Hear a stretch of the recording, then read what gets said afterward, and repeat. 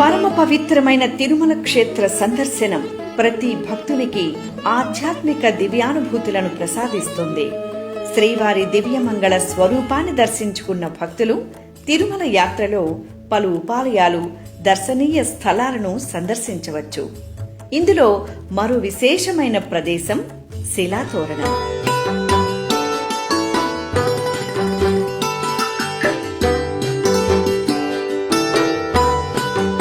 ప్రకృతి గీచిన చిత్రంలా సహజ సిద్ధంగా ఏర్పడిన శిలాతోరణం దాదాపు 250 కోట్ల సంవత్సరాల క్రితం ఏర్పడినట్లుగా అంచనా.